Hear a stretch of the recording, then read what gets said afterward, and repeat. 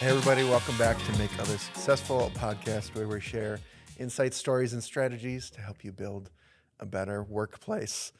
Today, we are going to be talking about how to build your team into leaders by being a good leader, which is all a facade to a therapy session of us realizing what we need to do to be good leaders in the context of our own work, because we had some situations that we said, oh, shoot, this is what we're teaching people they need to do, and we need to do it ourselves.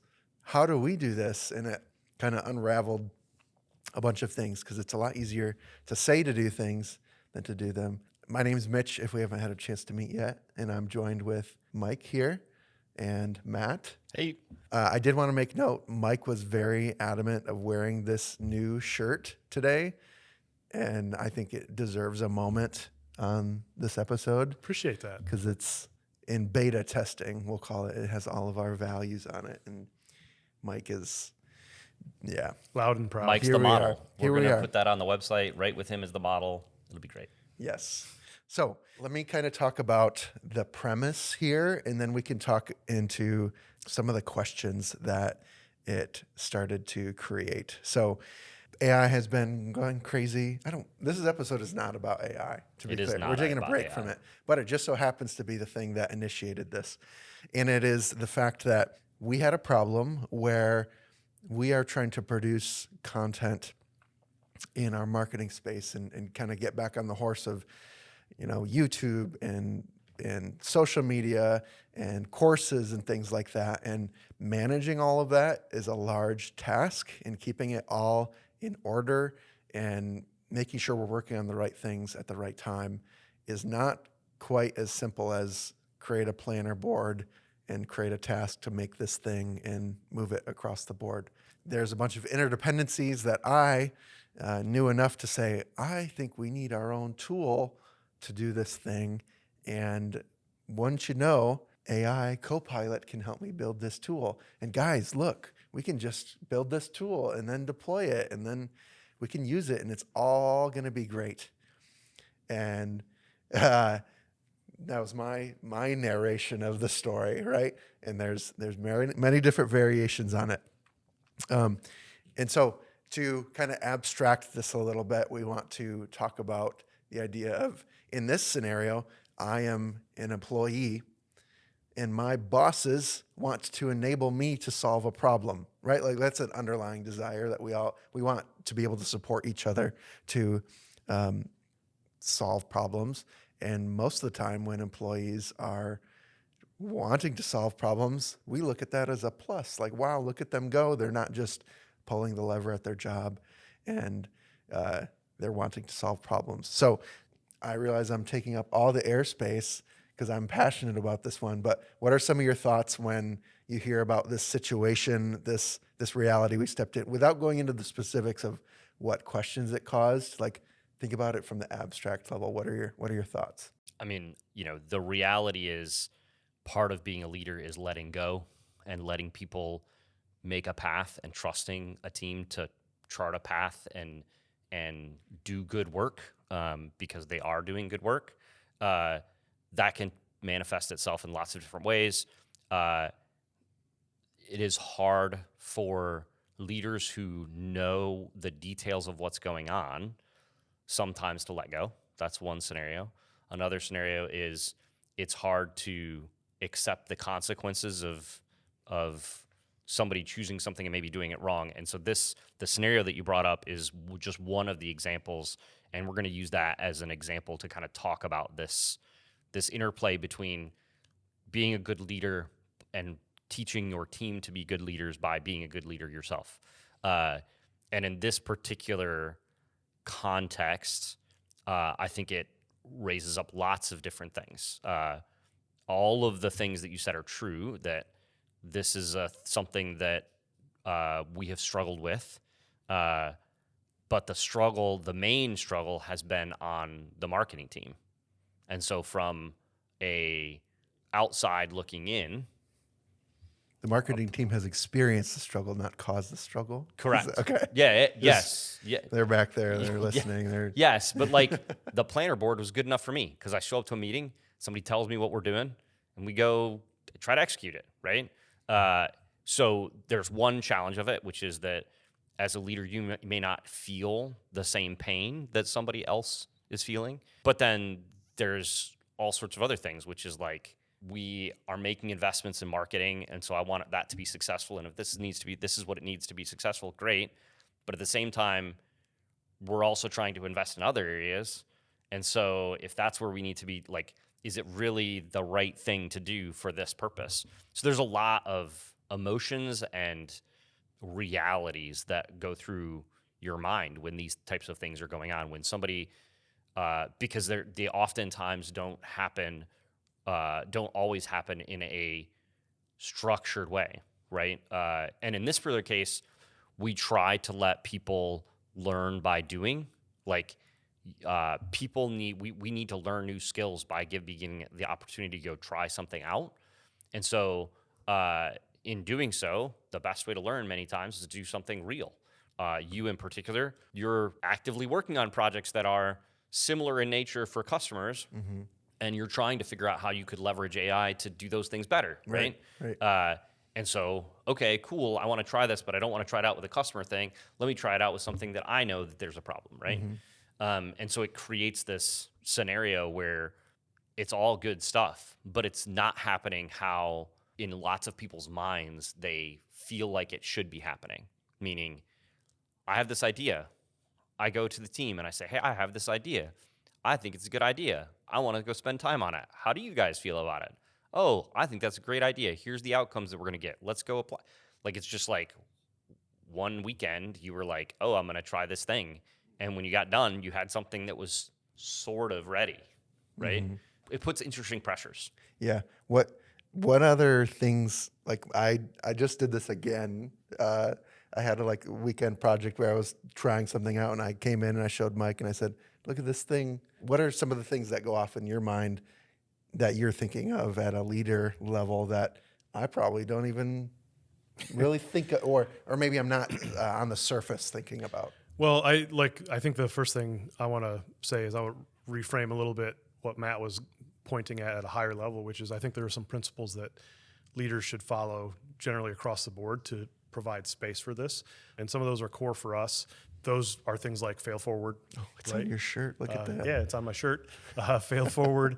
But then also assume positive intent, right? Like if you're hiring good people, like assume that they're trying to do the right thing, and you got to trust that that's going to happen. And both of those things, like trusting that will happen and giving that space will promote leadership within your organization. And that's ultimately what you want to do in any organization is create more leaders and less bosses, right? Like even people that work for me, like I want them to be in roles of leadership in whatever projects or engagements or roles that they're serving in, because that makes the organization stronger as a whole. So that I think that's where I would start is more leaders, less bosses, and have trust in your organization for sure. So how did that play out? Yeah, in yeah. Scenario.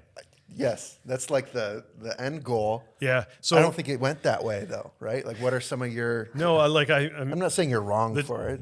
The truth is, no, and I don't think I am wrong for it. I think the key is like Mitch, we have a personal relationship in addition to our work relationship, and we know each other fairly well. And so, and the three of us also are constantly is iron sharpens iron, right, as they say. And so we're constantly like bouncing things off of each other and trying to make each other better and trying to take that feedback as with positive intent, right, and try to make ourselves better. And so in that particular episode, I was, as you were presenting it to me, I was like, oh, is he creating this thing for the better of the business or for his own ego? Right. And so it's like, are you creating something that serves the business or are you creating something that serves you? To be clear, that is not something that just applies to Mitch. It's something that applies to every one of these things. When one of the first things someone needs to assess is this just a cool way to use technology skills, or is this really something that would help the business? Right. And that particular issue, like with Mitch, is like, it's very rare that I would call that out with anyone other than you or Matt. Sure. Like, Sure. because we're close that way. I was able to like have a pretty direct conversation with you and ask that question, right? But whereas I think with anyone else, like I would think twice before I For sure. were to say something like that. But yeah, so that I don't know how that helps people in this conversation, because it's like, oh well, if you have special knowledge about somebody, like you can ask these extra deep questions. Yeah. No, but how did it actually go? You just asked that question, and then after that, I asked that question, and I saw him reflect, and I was like, okay, he understands what I'm saying, and like that's where it ended, honestly. Yeah. I think there, like I said, there were a couple episodes. The couple questions that we wrote down that that came up were like, oh, is this something we're married to now? Like, are we going to have to be responsible for this thing? Is this something that, we're going to have to babysit and spend money on? Is there going to be value to us actually doing this thing? Like, is this just going to be a distraction? To be really clear, that particular one isn't over. Like, Mike is acting like, Yeah. I already know the thing is there. We've talked 3 other times since then about something very similar and problems that we're having. So it's not done. No. It's just that particular thing, it wasn't a priority because of the things you just talked about, right? Like, the other thing that's interesting about, and it's hard to use us as the examples. Like, Mitch, you're talking about it as if you're a good example.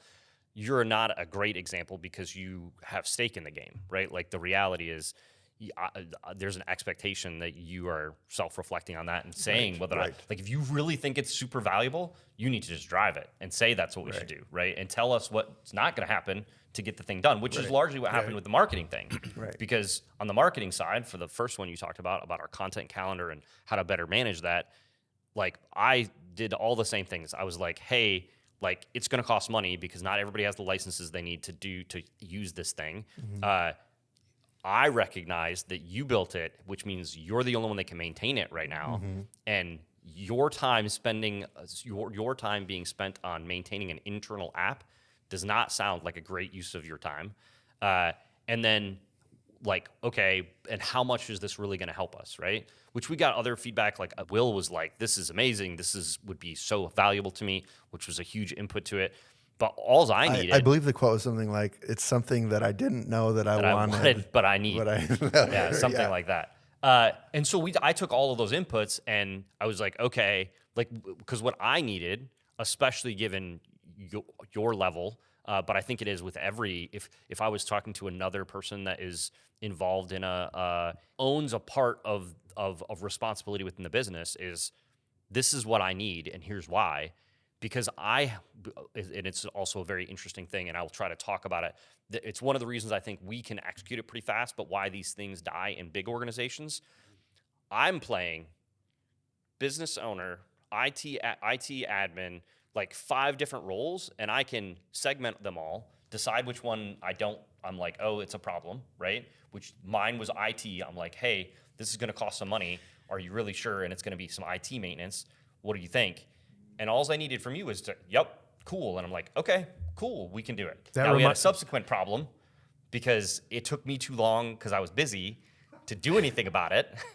And then these two had a side conversation. We're ready to get into the details of that. And like, the first thing I want to say is we are ordering some hats that have those different roles on them so that he can wear the different hats we are not in the midst of these challenges. Happening. Yep, and then we'll know. It can be concretely clear to you guys who I am at the moment. Who's actually responding. Yes. Right. So ridiculous. But like it is all about that. Like, the reality is so first of all, as an employee, if I was an employee bringing this up, you need to recognize that there is that difference, that you're sparking a lot of emotions of other people that don't really have anything to do with the validity of the ask that you're making. Yeah. They just need time to understand what that is. And even better, if you come with a understanding of what that is and address that, for example, going, hey, I tried this out this weekend. I think there's a lot of value in that. I think we should talk about this some more. Can I put something on your calendar in 2 weeks to talk about it? Mm-hmm. Like, you're clearly articulating a point in time, how valuable it is to you. Like, you're setting it up for another conversation rather than being like, hey, this is really cool. Start a fire. What do you want to do? Figure it out. It's like, because then the onus is all on the other person to go, I don't even understand really all of what it is and what the value is, right? the more that they can come with that, the better off things are going to be. And when we talk about leadership, that's what I expect a leader in my organization to do. I expect them to come with, oh, I had this good idea. This is what I want to do. And either A, I need your help to figure out whether or not it's really valuable, or it is really valuable. I need you to help me figure out when and how we can make this happen, right? Then I'm like, okay, let's figure that out, right? Which all of that can go really south really quickly if you're asking a question like, is this for their ego or is this for the business, right? That can like shoot all of that down. Which goes back to not everybody's going to do what I just said. Yeah. And especially if you're in a small organization like we are, where you have a high degree of personal relationship with people, people are going to bring things with not fully baked, not with a full conscious of all those things. And then we as leaders need to figure out how to effectively respond. And that response needs to help people through that process, right? The way that he phrased it was also a way to trigger you, quite frankly. Yeah, I get it. But the question never is, tried to trigger people. that is not true at all. But the intent is still valid, which is to say, hey, how much is this really going to help the business? Can you articulate to me? Like, ask questions. So when we think about how you can help people be better leaders, it's to help ask those questions and not immediately go to, what the heck? You were supposed to be working on X, Y, or Z, right? Why did you do this? You don't know anything about how it happened, why it happened. You need to focus on how serious are they? Hey, is this something you want to actually like investigate now? Like, that's a really cool idea. I think my response to you was like, that's neat. Yes, because the technology he was using was vibe coding, vibe apps. No, it was Power Apps, Code Apps. Was it the marketing one was Code Apps? I thought it was okay. I thought one of them Vibe was apps Vibe is the apps. latest iteration. But anyways, I was like, oh, To be clear, there's 3 different ways to buid apps with All the same Copilot ones, right now. yeah. Yes. that's a whole separate conversation, which we're not going to talk about because No. that's AI. Yes. But my response was very Hold much on, like, actually, oh, that's no, we can't say really AI cool. the rest of this time. We have to use different terms Yeah. to describe Every time you say alpha So and this is not about Every time you AI. say AI, I'll take a drink. the reality is, like, my response was very much like, that's really cool. Because as far as I'm concerned, it's just your pet project where you try it over the weekend. There's no expectation for me that you actually want to go do that, right? Because you know what that means and you know how that works, right? So for me, I'm like, okay, when it rises to the level that Mitch is like, this is something we need to do, and he needs IT support or he needs, Which, I'm by like, the way, we'll happened figure it out. the following Monday when he showed up and said, I need this thing. And I'm a run the experiment kind of guy. So I'll like ask for forgiveness before I'll ask for permission. So he's like, hey, Matt's busy. Do you think you can stand something up so that I can actually put this into real life? And I was like, yeah, sure. Because I'm global admin and I can do whatever I want, which I did. And then I got in trouble for it. Well, it didn't work. He couldn't get it to work. And so then they were like, okay, I guess I need to ask Matt for help getting it working. And I was like, oh, this is not how we want to set it up. And then it hit the fan. Absolutely. It did not. I just was like, I need to set it up. No, I think the key thing there is like the question is when you find yourself in that type of situation, or if you're setting up an organization and you want to promote leadership from within, how do you create the space so that things can happen without being a burden and dragging people down so that they won't even try things? So we should have had someone other than the three of us on this, because I would love to know other people's perspectives of how this all went down. And how? Oh, we have another. We come on in. She's shaking her head no. Yeah. But like, because we're honestly a bad example of it. For me, a lot of it has to do with how you react as a leader to these things. And we've just given you lots of examples of reacting poorly to it and reacting poorly to the poor reaction to it. Like, it's not. Do not follow what we just Do explained. as we say, were not doing. as we do. Yes. And also, I would fall back to Mike's comment before, which is the three of us probably behave differently with the three of us than we would behave with an employee that had a similar reaction or feedback. Right, wrong, or indifferent. We have the space to behave badly and still survive. Yes, but not for good. Like, I don't know that it's good. that that's the case. No, it's it's what happens in any small organization in particular where you have the personal relationships like we have, like you and I have had for 20 years now. Like, what are you going to do? You can't erase that. You can't forget that. But you can try to be better. Yeah, like absolutely. we can always But try to be better. I love it because it gives us like a little we're the three of us is like a petri dish where we can see what sucks. Well, we recognize that it's a problem, and so we're going to fix it and make sure it's better for everybody else. For the rest of the organization. That is what's Absolutely. really happening. Yep. Because it's Now we could like, have. I don't know that, to be really clear, I don't know that I'm painting it really bad. It's not like it was a terrible reaction, but it definitely challenged our needs for growth of like, hey, we need to fix these systems. Mitch's strategy of I'm just going to go do it. Mike and I's frustration that Mitch is the only one that has time to just go do it, and seemingly the desire to just go, I don't really care what everybody else wants. I'm just going to make something. And the infrastructure, I'm going to step out really quick. Pricing and like setup for what those things cost, right? Like as we continue to build these systems, there is a cost to those things. And so we are a exact petri dish of like that whole situation in what's going on in our business. The thing that I thought of pretty quickly in this scenario was like, this is me playing devil's advocate.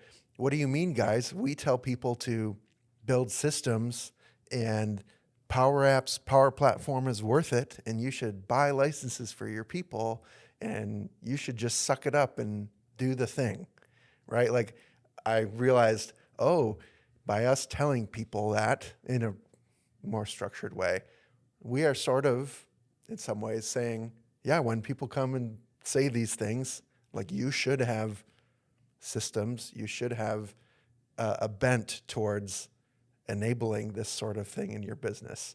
And it's not, if you have ever felt like, I'm going to take the advice of these people and go buy licenses, go build these things, and it starts to spiral and cause a bunch of downstream conversations, the same exact thing happened with us. Oh, yeah. And I thought it was very interesting that we were sort of eating our own dog food in some ways, because I was pulling this pin on something that was causing us to like go over this threshold. And so it was an interesting, I don't want to paint it as an experiment, but it was like, in a little microcosm, that's exactly what was happening. Yep. And like I did quick calculation on like license cost. I'm like, Dataverse, 5 people, X amount per month. Yeah. Sure, we'll do that for 6 months. That's minimal cost, right? Like pull the trigger, fire up that environment, let Mitch cook, right? Do his thing. But then it comes with all sorts of other like considerations when we get to the IT admin and governance and stuff like that, and how things are done, right? Like I was a little bit, wild west in my trigger pull, for sure. I mean, you can talk about shadow IT, you can talk about like all sorts of different levels to this, and all of those things. I think the thing that your comment about we tell people to do this, yes, we do 100%, and we do it to ourselves already. Like before this, we have whole environments with business data that we do exports from our time tracking system into another thing. Like it's not like this is the first time we're trying to set up like when we first started we had an Excel spreadsheet that did almost everything of the business, right? We've continued to do it. The big thing that as we grow and as we move forward, there's 2 things pushing on it. One is technology, as the AI and all of the all of the technology booms and it advances such that it becomes easier and easier to accomplish these things, so that it's not a barrier. So we're not, because the biggest problem from shifting from Excel into our current systems was the momentum, the effort it takes to make that happen. That is coming down dramatically, which is part of what you were testing and working through, right? But that just means it's lower. It doesn't mean there's no momentum. It doesn't mean that, because that's the other thing we get from some people is they're like, that just means we should let people change stuff all the time, whenever they want. It's like, no, there still should be a system. You still have to get agreement, because even in a small team like us, the first change only impacted the marketing team, which you had pretty much with Sarah and Will. You have the ability to kind of do whatever you guys want to do. But some of the other ones, they're going to impact operations, and they're going to impact finance, and they're going to impact, like, it's a bigger impact. Should I get political for a second and say it reminds me of our 3 branches of government keeping each other? I mean, in? there is a lot to do with a business or corporate entity or a business entity having that same kind of thing and needing, in many cases, one person at the top to just make a decision and move forward. But the concept of it's designed to slow things down. Like you Yes, can't just. But the key is to not be like the government and have it so slow that it never happens, which exactly. is what happens when you get bigger and bigger, which comes back to what we talked about originally, which is building leaders and having leaders beneath you and being able to let go and trust them, right? Yep.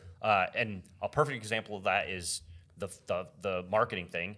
It took 3 weeks, and the fact that you could get a brand new app built and deployed and people using it in 3 weeks should, to most people, look like, wow, that's really fast. Mm-hmm. You felt like it wasn't fast enough, but it was, in the grand scheme of things, that's pretty fast, right? I mean, I was operating in the context of trying to onboard these new people. Yeah, I need to give them a clear picture of everything so that they feel really good about it's the really things on their it's plate. really unfortunate you didn't come 3 weeks before that, so that when you actually said that you wanted it, I was busy there. hiring people. I'm sorry. I know, but like that is really, really fast. The other change, the other which is more project operations, just we haven't really talked about it very much, but it's really marrying a bunch of different things, because we have a spreadsheet again that's doing some stuff, and we got a sales or CRM tool that's doing some stuff. Like, we just got a bunch of stuff doing like little things here and there that each of us have kind of started building to fill gaps, and going, oh no, we're gonna build something that handles all of that. That's still gonna be, I would say, in the next 6 months we're gonna have something. Yeah. Because we just can't otherwise. Like, so it's not that it's not gonna happen. And I think that your test is a good example of, oh, that is maybe how we're gonna solve the problem, right? Yeah. It was just to give people a picture of what happened. I did this marketing app and I caused pain, and I recognize that. The second time I had an idea of saying the problem that Matt's talking about, which is relating delivery and operations and billing and all these things into something that is structured and helpful. I said, I can build an app for that. And so I did not say, we need to do this tomorrow. I sent them a message over the weekend that just said, here's some screenshots, an idea. I'm in all caps, I am not building this thing. This is not real. Just take a look. I'm seeding some ideas, fully well knowing we do really need to solve that problem. And so I was attempting to take one little step towards solving that problem. And I think that'll help us at some point, but I am not pushing on it. When are we gonna get Michaela or Matt Kahn or Cam or Sarah or Will doing that? Is it ever gonna happen for us? Innovating? Developing apps. Oh, yeah. We could have a whole conversation. It's a very interesting thing. Like, I was just going to say that, like, what you're describing, Mitch, is like ERP, right? Yeah. So it's like, we could stand up Dynamics. Right. We could use Salesforce. There's a billion tools we could probably use, and we could pay a lot of money for. Matt doesn't like the So idea. here's this guy shaking his head. And I don't think Dynamics is the right answer for us. But the fact that you can, vibe code something or code app something up over a weekend, or stand something up in 3 to 6 weeks, is ought to be a sign to the rest of the world that there is a lot of opportunity right now to solve those problems. But at the other end, because are you wearing the compliance hat? No, I'm not. I'm wearing the consultant hat. Just okay. because you have an employee that comes to you and says, "Hey, I just vibe coded this thing," don't think that means that you are out of the you get out of the licensing, data management, support, upgrade. No, right. That's the thing. But in today's world, your organization needs to understand what's possible so that you can make the right strategic decisions about you need to figure out how you Allowing can those leverage things, that right. to make Yep. get the business, because it's huge business value. Yep. Huge business value. Yep. In allowing people to use, we're talking most tech, but like allowing employees to innovate, that's the whole Kaizen approach. That's the whole, Yep. like all of that innovation and allowing someone who is actually doing the work to come up with an idea to fix the problem is 100% what people want to be doing. And in today's world, there's even more ways to make that happen. Yeah. I think it's at a point where it is capable, but it's still not like that. I don't know. I'm guessing what AI can or can't do. I said it. He doesn't know anything more to drink. He needs a refill. Yeah. I got one more sip. I found myself in a spot where I know enough to be dangerous, and I'm looking at it as a consultant, thinking about data structure and like some of the underlying things that is more than just a website looking at me. Yeah. And I think it doesn't quite today grasp that. It can like do stuff, but It can make something that looks really cool, yeah. but it doesn't necessarily mean that it actually does what you want. Yeah. So Especially with some of the things like one of the reasons why I am not pushing at all on the other thing is I know, right or wrong, we have some pretty bad Band-Aids on how we're solving some things. Yeah. And putting that into code is gonna be fun. Yeah. And not fun, really. And their thought that AI can just miraculously fix that, it can't. What it can do would maybe help us like reimagine what that would be into a way that's not so convoluted and stupid. We were talking about that just this week, in fact. So like it's interesting. The whole thing is an interesting. When you hit those walls, I feel like that's the point at which you evaluate whether or not you chose the right path for your process or your workflow, like whatever it is that you're doing. Whether or not you need to and then redo maybe it. look outside to other organizations or other tools for like how it's being done. What are they doing? Right. Yeah. Like, and a lot of people are like, well, my way is the best way, right? But if there's something that has been implemented and used commonly, like you should ask the question about whether or not there maybe is a better way. So let's talk about that a minute in the context of what the title says of this. A lot of this has been us talking about our bad behavior. When someone does come, because this has happened to us too, where someone says, "Hey, I have this idea to do this way," and either I already know that there's a better way that we just haven't talked about because I know it's a lot of work and I just don't want to. I don't want to bring it up, or we've been down that road before, or we've done it before, or we like whatever that is. How do you interact with someone that's to not squash their idea, but really talk to them about these things?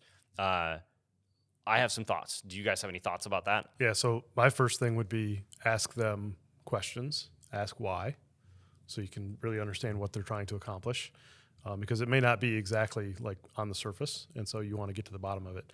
And then I think if there is merit there, like as I said it earlier, I say run the experiment, right? Like there is nothing wrong with allowing some level of like exercise of the idea, try it out, come back and let's see how that worked.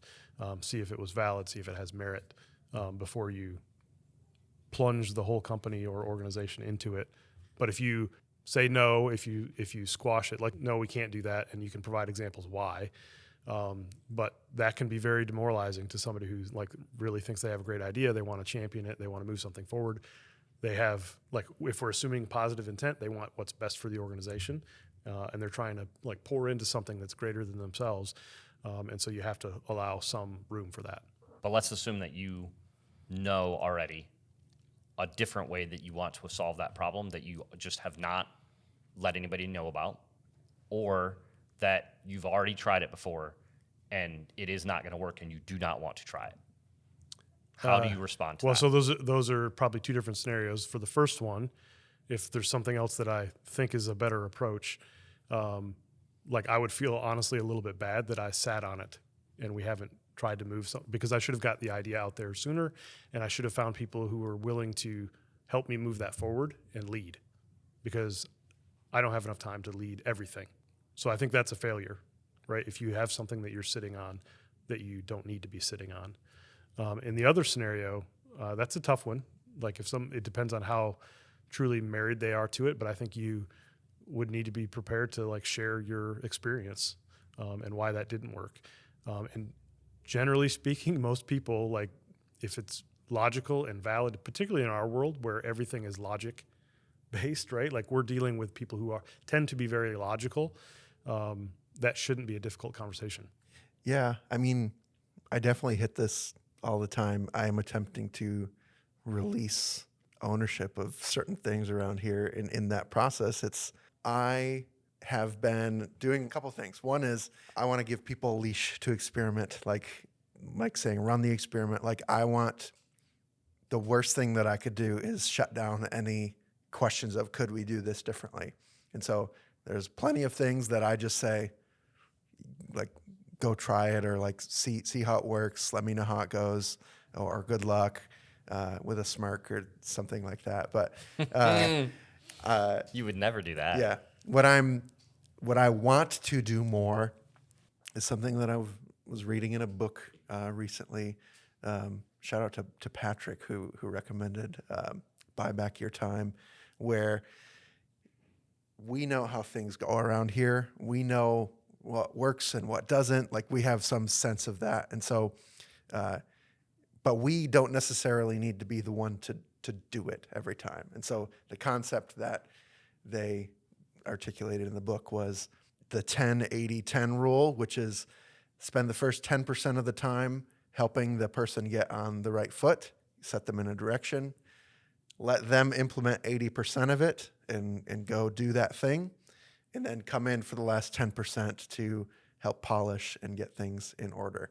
And so I haven't quite enacted that as like a system of mine, but I'm eager to. I want to try to use that system. And then one of the other tools that they recommend is when someone brings you a problem and expects you to solve it, which is a little bit different than I have a solution. Instead of just taking that one, ask them to articulate what a few different solutions could be, and then articulate what the chosen solution they chose and why it's better than the other solutions. So it requires them to think a little bit more outside of the box. So I'm sure we could reverse engineer some of that into exactly what we're talking about, but those are the sorts of things that I'm wanting to help with. I think the thing that I would say about it is that I would, as a leader, I would check my assumptions. There's a reason why somebody is coming up with this idea and this plan. Even if you did it before, maybe it'll be different this time, and start to have that conversation. I am one of the people that tried to get to an end really quick and move on to the next thing, and I have to try to remember that just because it didn't work for me doesn't mean it won't work for someone else. And so that doesn't mean that I would never, ever, ever, because I'll do the same thing that I did to Mike, which is, but you actually do know. You really don't want to do this thing. And there are scenarios where that is the case. And I think a lot of it goes back to, I think, a little bit of what you guys were talking about, which is having that open conversation about, okay, what are you trying to get out of this? And then talking about what that impact really will be. Is there any other way that we can accomplish what you're really trying to get to?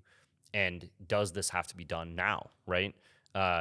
Just because somebody has the idea today doesn't mean that it has to be done today.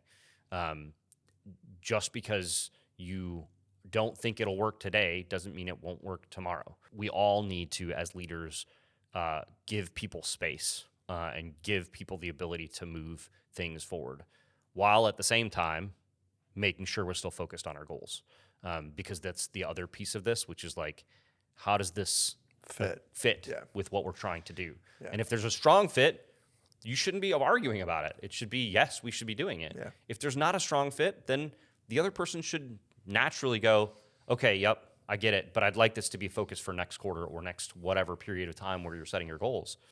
That's great. Let's do it then. Yeah. All right. I think those are good parting words for us. I hope this was, some of it is just us commiserating and, talking about behind the scenes, so to speak, but hopefully it put to words maybe some feelings you've been having or gave you some ideas. We're interested to hear what you think of it. We always have bulb.digital/feedback for any thoughts, comments, suggestions. We'd appreciate you dropping us a note there. Also, if you want one of Mike's shirts, drop us a note there. Maybe we'll pick a couple lucky folks. So anyway, that's all we got for today. Thanks for joining, and we'll see you next time. Bye, See everybody. ya.